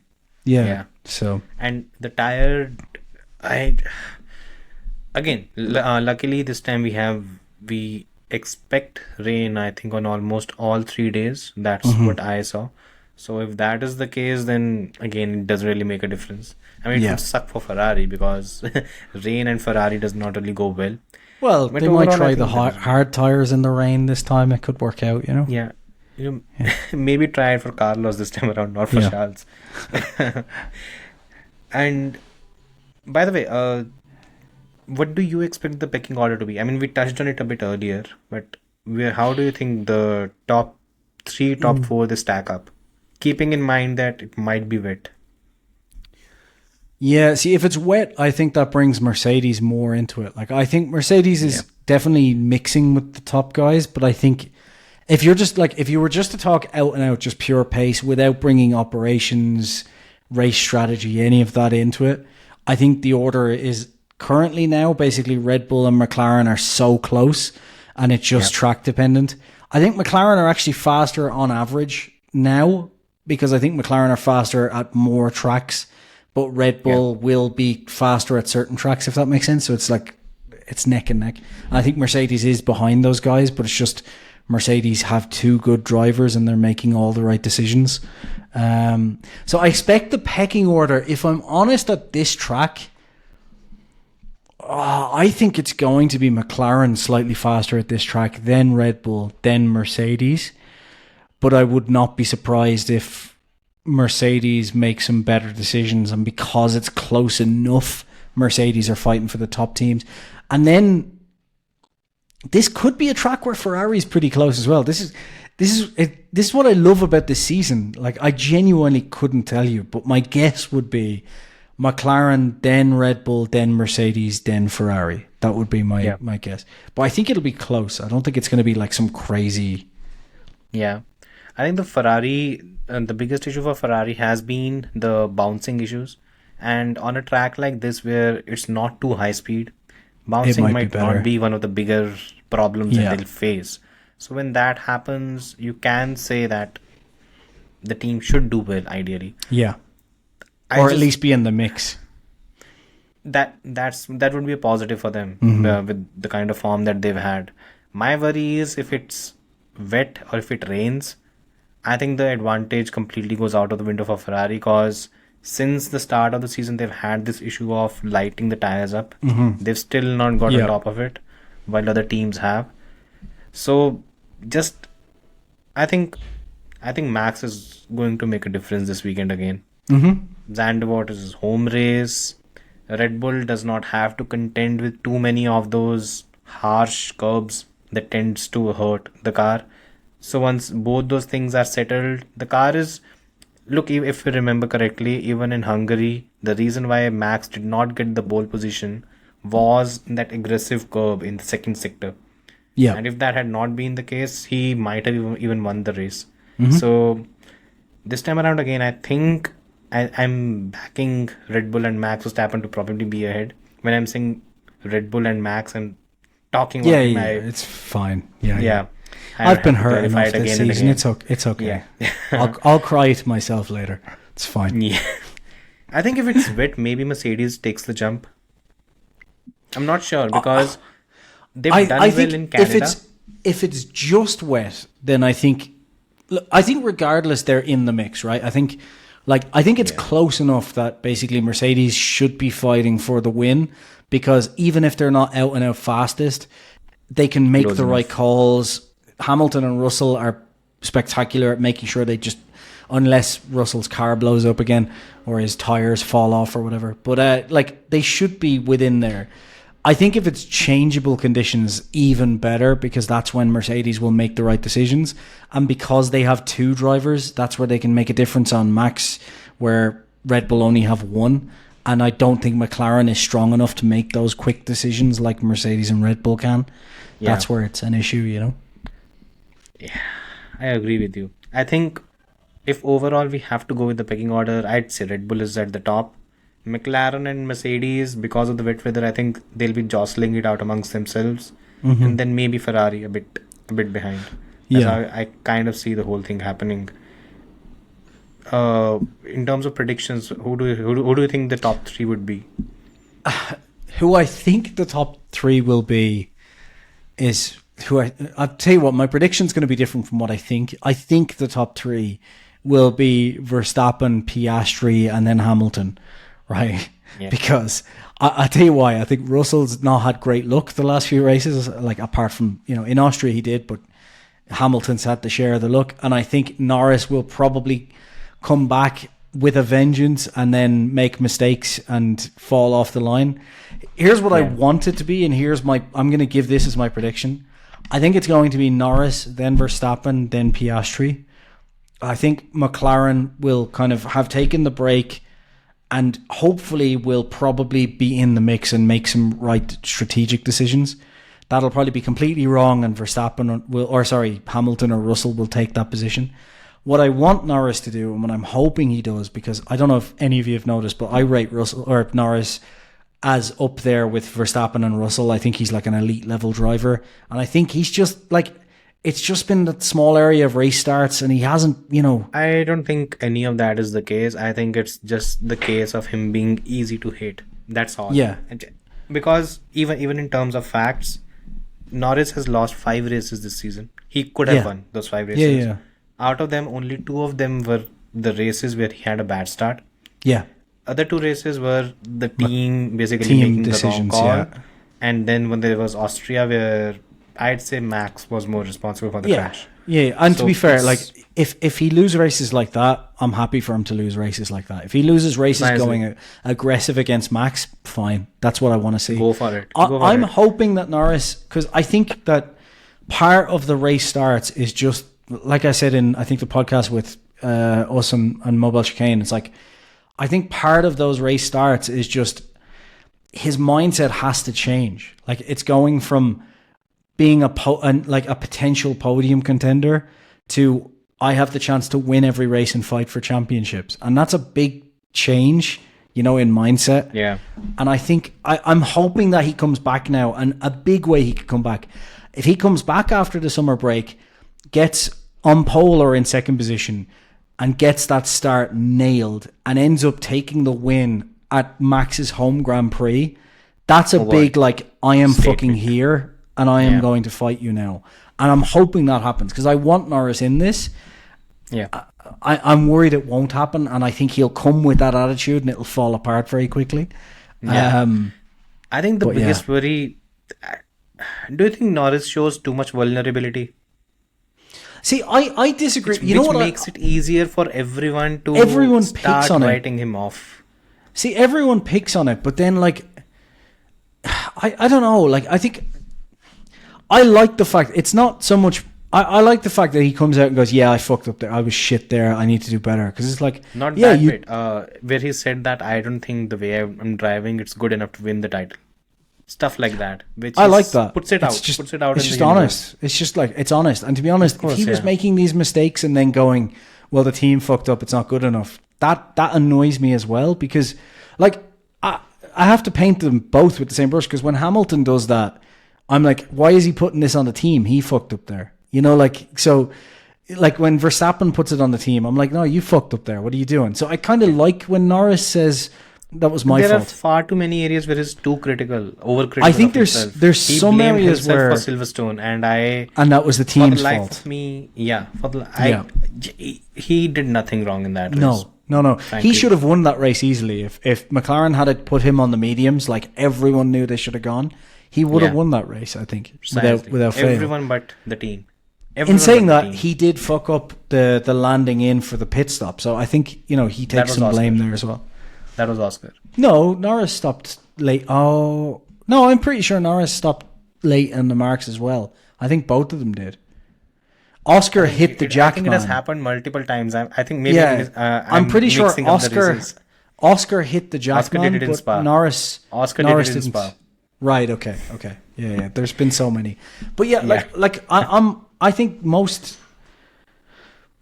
I don't know, like, I think most of the good drivers are critical of themselves. It's just, a lot of people hate Norris, which, whatever. I told you why. I've already told you why. Yeah. And day by day, that belief becomes stronger, because I see the same people with the same hashtag, whatever number, which makes it very easy to understand how their but also, thoughts like, and points lie. Verstappen fans dislike Norris now as well. Leclerc For one fans very simple dislike reason, Norris. because he fought with him on track. Yeah. It's just, and that was bound to happen. I think Norris right now is just getting himself mentally prepared for what I hope McLaren can keep bringing the car, because look, Norris and Russell are two drivers that people seem to discount a lot, and both of those drivers, if they're in the right car with a team backing them, both of those drivers could take the fight to either Verstappen or Hamilton, either of them.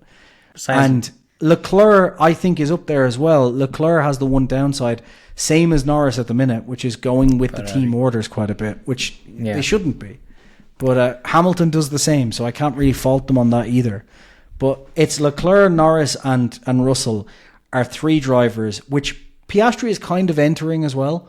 He's not quite there, but he's got the potential to be there very soon. It would be very interesting to see how this next phase happens, because in the last few races, Oscar has closed up a lot to Lando. Yeah. How Lando reacts in Zandvoort and Monza, that's going to give you an indication of how the dynamics is going to be. Because if Lando bounces back, that means again he's pretty much keeping Oscar in his place. But if it's the other way around, it means the momentum is changing within the team. And that's and for a driver who is very self-critical and very, you can say, quite vocal when it comes to his own criticism, if he does it openly when his teammate is beating him, it only spirals into something very negative. So Lando is in a very peculiar situation right now. And ideally, you look, for the championship, I'd love to see a Max Verstappen DNF and a Lando Norris win, because that would close things up a bit. I just don't see it happening at Zandvoort, because I think. But do you think we're looking at a go ahead. I was just going to say, like, because we've talked about this quite a bit, but I think we both agree that if we're talking top tier world championship caliber drivers, Norris and Piastri, I think Piastri still has some stuff to prove. Has to do some work. But I think we kind of agree that Piastri will be there. But I think we agree that Norris, Leclerc, Verstappen, Hamilton, and Russell, George. they are world championship caliber drivers. And if they have the right car and team, they should be winning championships. Hamilton and Russell, we don't need to answer Hamilton and Verstappen, we don't need to answer because they've already done it. They already are. But Alonso I think, as well, by the way, you forgot. Yeah. No, I mean in those top teams, like, but Alonso's done it, so we don't really need to put him up there. But the ones that I think the fans give a lot of hard times is Leclerc, Norris, and Russell, because they haven't done it yet. And I think the three of those, absolutely, without question, are, if they're in the right car with the right team, could beat Verstappen or Hamilton in a championship. Precisely. It's so, and again, gold. A lot of people kind of diss on the current era of drivers because they are probably a bit too soft, not too aggressive. But I think that's fine. In terms of talent, I think the grid has not been this good. The one area where people talk about Russell bottling and stuff a lot, and that kind of annoys me as well, because it doesn't happen that often. It doesn't, like, it happened in Singapore, right?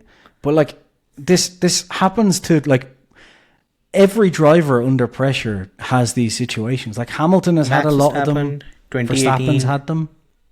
Yep. Happened multiple times. And the thing is, the luxury for Max was he was in a team and in an environment where he could grow, and he had some very wise.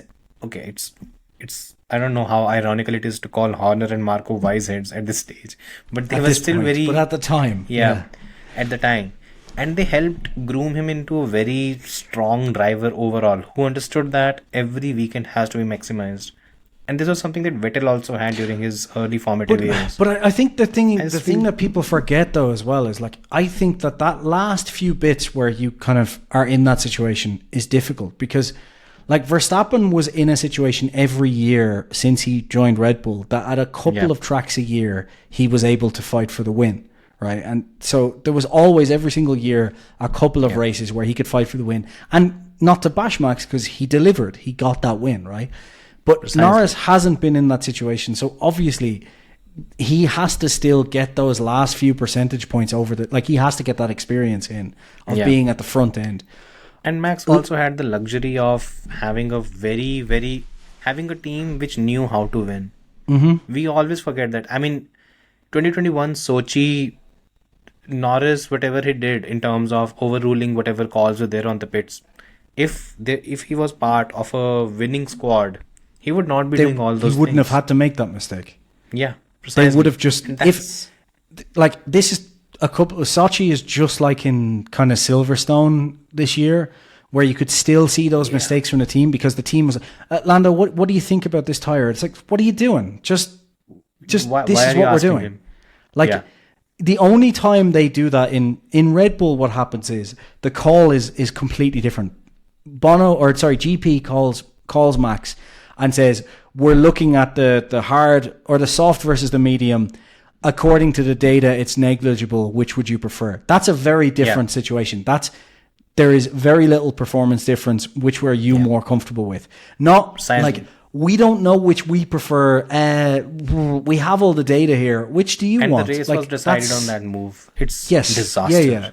So, and the other thing as well so that's the team problem and the experience problem. The other thing that as well with Norris, Leclerc, and Russell, George. Right? The times when they've had these issues, like Singapore, for example, these are times when they are driving that car on the absolute limit, right? So like Hamilton and if you look at Hamilton and Verstappen, it's like, oh, well, they don't make mistakes. It's like, yeah, fair enough. But when they're winning, it's usually they're winning in a dominant car. So when you're driving a dominant car, you make less mistakes because you can ease off, you can relax, you can drive a little bit slower. Yeah. Leclerc, when he was driving on a knife edge trying to win. So obviously mistakes are more likely. So Verstappen this year, we've seen a couple of little mistakes because he's not driving the fastest car anymore. Yeah. Hamilton over the last 3 years, we've seen tons of mistakes from Hamilton because he's not driving the fastest car. So obviously when you're pushing to the limit, you're going to have more mistakes. So basically this whole rant is to say, the next person who says, oh, Norris bottled it or Russell bottled it, shut the fuck up. Simple as, just shut the fuck up. Yeah. it's yeah. Anyways, I mean, Yeah, the sorry, thing is, that was a random I mean, off-topic tangent. Yeah. But it annoys me. and okay. By the way, you said who you think is going to win, and who you want to win. My actual predictions, the predictions I'll give for the weekend, Fine, because this up to is 20 minutes. who I'm going to put who I want. I'm going to Yeah. put Norris, Verstappen, Piastri. Okay, Verstappen, Norris, Alonso. Oh, I like it. Yeah. Everyone would like it if it happens. I mean, Yeah. after what I did last season, No. I'm just a gamble. No. Team What? LH won't like that. That's 3 drivers they hate. I mean, they'll find another one. I'm just In waiting fairness, for the time when Team LH starts hitting Team I'm CL. trying to think, is there a single driver that Team LH do like? Yeah, Because they Leclerc, don't like Max, for now. obviously. No, they don't like Leclerc. for now. Oh. Let him become the teammate. But they didn't like Leclerc until the Ferrari announcement was done. Oh, And yeah, now of they course. like Leclerc again, right? Because They before liked that it was George as well before he joined Mercedes. yeah. It's So now it's the same cycle. But no, I mean, I'm I've trying to think seen- like they. Okay, so apart from Leclerc, they don't like Russell, they don't like Max, they don't like Perez because they think that if they say Perez is good, 2021. then it means no. It's not just that. It's basically if you say Perez is good, then Yeah. basically you're saying Bottas is terrible, and that looks bad on Hamilton, so they don't want to say that. Norris. Yeah. They don't like Piastri. I think they like at the minute just because he's going against Norris, but I'm pretty sure that won't last long because as soon as Piastri starts fighting with Hamilton, that'll be that. And it's annoyingly, it's starting to go the same way now as well with the Verstappen fans. I'm starting to see more and more of them not I agree liking with you. Leclerc and not liking Norris, not liking. So Yeah. like they really dislike McLaren because of Zach Brown, obviously, which is Yeah. I can understand that because Zach Brown I- has said a lot of shit about Verstappen and Red Bull. Yeah. But I think I Yeah. mean the whole fat brown thing I'm not a huge fan of. Yeah. They're going into it. I think Again, this is why I've I'm seen becoming more of a racist- Norris fan because everybody hates Yeah. Norris. So I'm starting. I like Same the here. underdog. So Same here. Yeah. I think he's overtly hated, and he should not be. There's no point. I actually wrote something about it, and one guy commented, who gives him the right to comment to say something about a 100 race winner? Who is he to comment on that? And how does that matter? How let but him also- win 100 races? but also, let him win this 100 is races. some and fucker then he on can Twitter. comment. This is some fucker Yeah. on Twitter who's like, Precisely. how does that Grand Prix winner have the right to say anything about another Grand Prix winner? It's like Yeah. you're on Twitter. Shut the fuck up. What the fuck? Like fuck It was off. hilarious. Yeah. He's like, and there are so many random things. It's just if you want to find, there were people finding interviews. I of him think from by the way, the 2020 deep or end of this, something. the end of this podcast right now is just the place where we can just insult everything. I think it's great. Yeah, this'll be the I think nice we've thing gone where after the Fans pretty much will all get to fan the end of the bases. podcast and be like, the last 20 minutes is just where they give out about Formula One. So Yeah. And yeah, look, the fandom is going to get. I'm telling you, next season, if the top 4 teams are close, we are going to have a season where I think everyone is going to hate everyone. I think McLaren duo is going to hate each other. I think Leclerc and Lewis just wait for the season to start, and then shit will actually hit the roof. Probably Red Bull will have I think I didn't ask you one thing. Do you think this race is a must-win race for Red Bull? no, I've kind of made my mind up that I don't think Max is leaving before the end of 2025. So I think this is just business as normal for Red Bull. I do Yeah. think Max will be very, very, very, very, very annoyed if he doesn't win this race. Angry, frustrated, everything, because he's going to give his Yeah. all. This is his But home I've race. He's also- not lost even I've once. kind of weighed up. I did a video recently where I like weighed up all of the reasons why Max would leave, and it's honestly so nip and tuck between Mercedes and Red Bull, even for 2026, that it's Yeah. kind of like I think he just waits until the end of 2025 to see where the dust is. I don't Yeah. think this year means anything because I think as long as he wins the if he loses the championship this year, that could be He's gone. He's gone. If we get to Abu Dhabi and Norris or Piastri or some, well, Norris realistic is the only close one. If Norris wins the championship at the end of the season, if Norris is then able I to could see him close go. down an 80-point deficit in 10 races, it means something has gone seriously wrong. Horribly wrong, yeah. Precisely. So if Max loses the championship, then all bets are off. I think he could walk out the door. He leaves. Yeah. He leaves. Because the only 100%. thing he cares about is winning. So And he honestly does not care which team he drives for. That I don't think so. seems either. to be the No. case. Yeah. And he knows And- he could force his way in the door of basically any team. Like I think essentially so. any team. Other than Ferrari, which no one would actually want to force their way. They usually you try to force their way out of that door. I don't know. if like there's no reason he'd go to Ferrari because Ferrari is being That's the Ferrari point. at the minute. But Yeah. if Max called up and they had the option to have Verstappen and Hamilton at the Ferrari team, I think they drop Leclerc in a heartbeat. And no, Fred I don't wouldn't. think they'll want- John I don't think they'll John want- Elkin absolutely would. Yeah, they He would, though, would, because but I don't think. I think there's one thing I think you're underestimating how much Ferrari these days care about marketing over racing. It doesn't matter if they're crashing every weekend. All everyone is talking about for the entirety of the year. Like, Norris could be leading the championship and the commentary every weekend would just be about Ferrari. No one Yeah. would be talking about anything else. That's true. That's true. So I think if Max calls up Do Ferrari you and think says, Lewis I even want sticks Leclerc around seat. if Max comes in? Oh, I don't know. That's a yeah, I think he does for a year, but I think if Max beats I him, don't think he does. here's what I he think. does. I think Hamilton bets on his own back to beat Verstappen, and I think Hamilton, because the But thing about Max Hamilton will is but Max will not join in a scenario where he wants everything to be equal.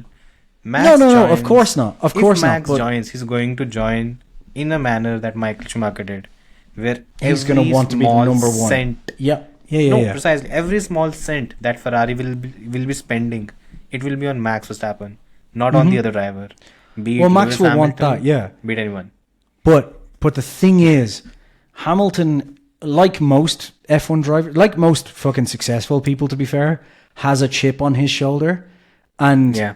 if Max joins the team, there is not a hope in hell that Hamilton leaves before at least fighting it out for a season, because Hamilton Don't you will think not. He already feels. He But will already Hamilton feel will betrayed. not want. Probably, but Hamilton will not want to walk away and have people go, "Oh, he's backing away from a fight." Like, Hamilton will not want to have that talk, because the Yeah. conversation will not be. The British press, fair enough, will probably say, "Oh, Ferrari betrayed, Hamilton," or whatever bullshit like that they'll spin. But everybody else will just say, "Oh, look, Hamilton didn't want to fight Verstappen at his own team." That's how it'll be played. Yeah. So Yeah. he will not back. It would be spectacular. I'm telling you, if the thing is, Max will never call Ferrari, because Max will have looked at Ferrari since 2009 and gone, that team won't deliver a championship. I Because don't think anyone right now will touch the team with a 10-foot pole, unless and until they are given 100 million. well, the thing is, Hamilton reasons went there to join because the team. Hamilton went there because it was the best option other than Mercedes available, and because he had already kind of Do you done think he everything. overreacted? No, the whole I contract thing? Honestly, I don't think so. I think Mercedes were offering a 1+1. Mercedes weren't. It wasn't like it was like Mercedes were offering a 1+1, right? And on top of that, it's not like Mercedes were winning the championship. And even in that scenario, even right now, there's not an enormous gap between Mercedes and Ferrari. Like, Ferrari look bad, Ferrari are doing poorly, right? But at the same time, like, it's not like Ferrari are a million miles away. They could still kind of catch up. And by the end of the season, we could be saying, "Oh, look, Ferrari caught up," as How we many always times do. in the last 16 years have we said the same Every statement? single season without fail. And but like, And when we've you look been at it wrong every time. when you look at it from Hamilton's perspective, though, his option was to stay at Mercedes and then retire. So I think he probably And just he could said, have won. At this stage, which team do you think is more likely to at least contest for the title in the near future? Mercedes. Out of Mercedes and Ferrari. Mercedes, right? Mercedes. And Because another thing, I wouldn't have and said another that. thing. Yeah. Yeah, sorry, go ahead. I was just going to say, I probably wouldn't have said that a few races ago. And as I've pointed out a few times, not because Ferrari were winning, but because Fred had the full backing of the team. And now that doesn't seem like the case anymore, that's what worries me most. Like, the performance of the car, they can fix between now and next season. That's fine. But if they keep undermining Fred, that tells me that Ferrari has learned nothing in the past 10 years. And another thing, which team choice probably in the last few years of Lewis Hamilton's career could actually damage his legacy more? Would it have been sticking with Mercedes or going to Ferrari? Probably going to Ferrari, because it could end spectacularly badly. Whereas,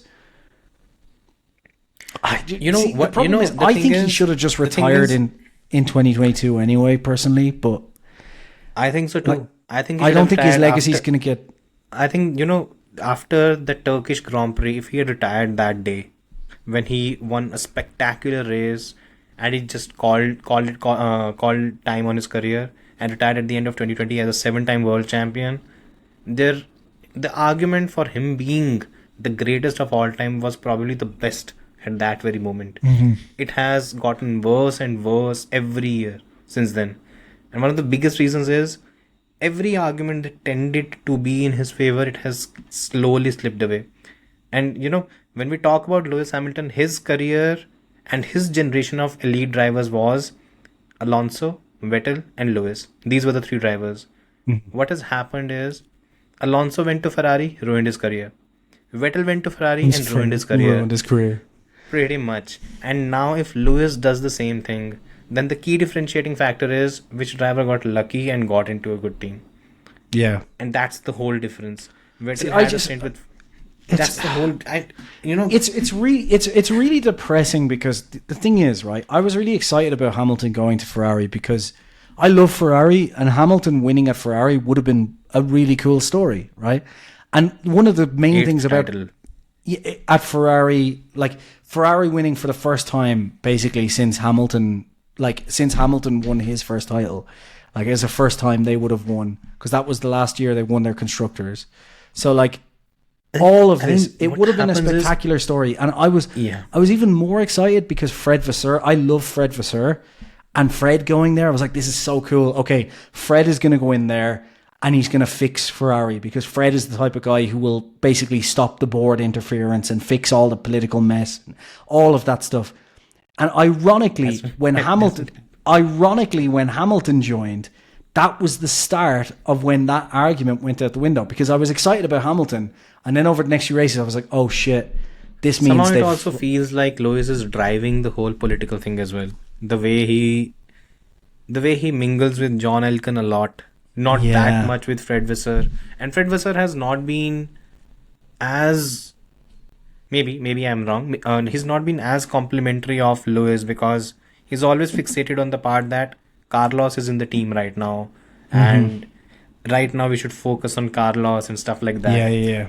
So it's been a bit interesting on that front. And look, honestly, him winning an 8th title when the Charles Leclerc is in the same team, I think it's going to be very tough. There are far too many people that discount Charles Leclerc, and I think a lot of people are going to realize the kind of talent he is when both of them are in the same car. Unless can I give the devil's setups? Yeah, go ahead. The devil's advocate to that the other side of that argument though is that as much as yes, Leclerc, the thing is, Leclerc should beat him at his own team, right? He's going into Ferrari. That's not the argument. The thing is, Ferrari is a title contending car and is capable of winning with Lewis Hamilton, then what are the things that need to be in place? It needs to be strong operationally, it needs to be a good car, and it needs to be a car that is adaptable, and the team is adaptable. What does a Charles Leclerc need? He needs the same conditions in place. Yeah. And at this stage of their careers, I think Charles Leclerc would probably do a better job. The biggest argument for Hamilton at the moment, though, is the fact that he's leading Russell. But again, and, the thing is, Yeah, but the I thing mean, if is, you're talking about, you think he'll be eternally lucky and lucky 2 points. That's the argument I'm making here. the question is, does he have the same look at Ferrari? Because, like I said, like the argument Oh, God. for Hamilton right now is that, like, Russell should be basically. I'm sorry, Hamilton fans, but in every single aspect of this season so far, Russell should be winning. And yet Hamilton is like 34 points ahead of him in the title. It makes no or in sense, the in the champion. It doesn't make any sense. So this is the thing. I would say on paper, if I was just to look at every single thing, Leclerc should beat Hamilton when he goes there next year. But I would not be surprised if all of a sudden the engine for Ferrari next year just starts collapsing and only on one side of the garage, and Leclerc ends up fucking retiring. Your argument is Lewis is, I mean, you've taken Lewis being lucky narrative to such an extreme level that your argument is the only reason Lewis is going to beat Charles Leclerc is because he's lucky. I'd say even further, the only reason that Lewis has won any titles is because of luck. No, I'm joking. That was just to wind people up. Someone's going to clip that. Someone's going to clip. That's bullshit. Look, Lewis drives at an incredibly high level every year. The other thing is, the fact is, there's both sides to this argument, because Russell should be winning, I think, on paper, right? Like, I think, to be honest, you have to be an absolute Hamilton fanboy not to at least say that there is some semblance of truth to that argument, because Russell on paper should have won Silverstone and should have won Belgium. In both cases, he had a technical issue and a team issue with the car, right? So he should be ahead. Even if George had not won in Silverstone, Lando was winning the race in Silverstone. Lewis was not. And Lando also had the whole team issues. So it's like three drivers. Oscar Piastri also had a shitty pit stop. So three drivers had to part way for Lewis to win a race. But they did. That is going to sound again incredibly lucky. But the other there's both sides to this argument though, because I think Russell is up there with Verstappen as one of the best drivers on the grid. So even if you take even if Russell didn't DNF, Hamilton would have still finished probably second in both of those races, because the other things probably would have still happened, like Piastri and Norris. So you still have to say that even in a situation where Russell is now probably the better driver at the team, sorry again, Hamilton fans, it's not like Hamilton is a million miles off. So I'm still saying that's what everyone needs. Hamilton is still an incredible driver, but I just think this is just what happens with age. And I know we're ranting on here. No, I mean that, the decline does start, and it's not like it's some rapid decline. He's still at some high level, but I think the luck there has been a lot of luck there. You know what I found really funny, and I don't know if you've noticed this, I obviously do listen to the race and Autosport and Sky Sports and all these different, because I like to hear all these different perspectives in English, because I'm too lazy to learn Dutch and hear those perspectives. But what's been really, really funny is they've been talking about how amazing of an opportunity it is for Aston Martin, because I think we all know that there is a good chance that Aston Martin could pull something out of the bag for 2026. And it's been really funny that they're skirting around this whole, but I mean, Alonso's in his 40s now, and that the age will start to get to him. And in the exact same podcast, they're going, well, Hamilton, he's still performing, and they're trying not to say the same thing. And it's like, you can't say Alonso's dropping off due to age and then go, oh, but Hamilton will be fine. It'd be absolutely be fine. I think you missed one article written by Ed Straw, where he wrote one very viable option that Sergio Perez replacement that Red Bull will not pick. Hamilton. Just take a guess which driver they picked. Huh? Alonso or Hamilton? No. Russell? Bottas. Oh, Jesus. What? Why would... What? Look, every F1 pundit has their favorite drivers. Lawrence Pareto has Carlos Sainz as one of his favorite. Ed Straw has Valtteri Bottas, and he wrote an entire article on it. And I simply wrote Ed Straw, though, if you listen to if you listen to the race podcast, it's because Ed Straw has so much sympathy for Valtteri Bottas. Like, they have Valtteri Bottas sympathy corner and the everything. man created a separate segment for Valtteri Bottas in his podcast. I think it's what Bottas sympathy corner, something. Valtteri Bottas sympathy corner, yeah. Yeah. And he wrote that article, and I could not stop laughing. I mean, look, come on, who are you trying to? Even Audi or Sauber does not want to keep. I mean, the funniest thing would be Checo gets fired from Red Bull, and he's the one who replaces Bottas at Sauber. And I completely see it happening. See it happening. And people will go fucking mental. Exactly. As well. Yeah. Yeah. Anyways, I mean, we've talked a lot about a lot of things. I think it's about time we ended the podcast. Yeah. I think what we've shown here is you could literally argue for any driver to say how good they are, because there's just a flip side to every coin. But basically, I think the key takeaway of the entire podcast, or the last segment especially, I'll clip it and create a different video for it. I'm going to get so much hate. Thanks a lot. Yeah. I think the key takeaway is Lewis Hamilton is lucky. That's the only reason he's won whichever number of world titles, and why he's leading. Well, to be fair, I think of the 105 race wins that he's got, at least 95 of them are due to luck, right? Not skill. Well, Peter has counted 21 of them already. Oh, really? He created a 21 race list where he was lucky. The thing is, okay, there probably is a list. I think, look, the majority of the reason and the list is legitimate. I went through it. And the majority of the reason as to why Hamilton, Vettel, Verstappen, Alonso and Schumacher have won titles is because the team of engineers behind them, first and foremost. That is what's the most important, not the driver, the fucking car. Yeah. It's Formula 1. If you don't think that's the truth, fuck off to another sport, because you'll never understand this one. The second thing is skill. All of those drivers are incredibly talented, and Hamilton is right up there as one of the best drivers in Formula 1 history. I probably wouldn't put him in my top three.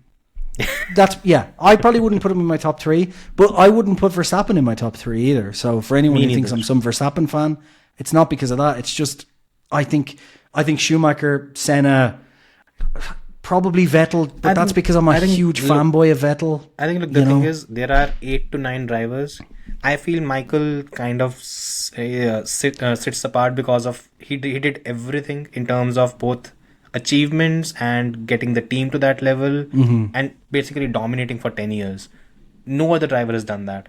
Other than that, I think there's a cluster of drivers who maybe just fall in whichever range you want. There's Senna, there's Prost, there's Niki Lauda, Jackie Stewart, Fangio, not Sterling Moss, maybe Jim Clark, Alonso, Vettel, Lewis. I named Lewis, right? Apparently, that might piss people off. I think we agree, right? When it comes to winning a championship, the team is the most important thing, not the driver. The team is absolutely the most important thing, because if the team is not got the best car and they haven't got their operations in order, because both are important. Like, look at McLaren this year. So the team and the engineers come first. They are more important than the driver. If Hamilton went to Ferrari, Hamilton would still have one championship, maybe two. We've talked about this before. Anyway, if Verstappen had gone to Ferrari, if Verstappen had gone to Mercedes in 2016, which, I know was never on the cards, but they talked about the Williams drive and a few. Let's just say, if Verstappen went there, there's a good chance that Verstappen would have more championships now anyway. So, But anyway, the point is, I can piss off. You did not plan it out. Right? No.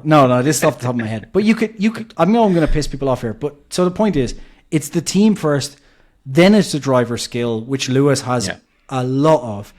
But then there is some luck as well. It is just there is just sheer luck, which because Lewis also has a lot of. So many things have to go your way, and you know what?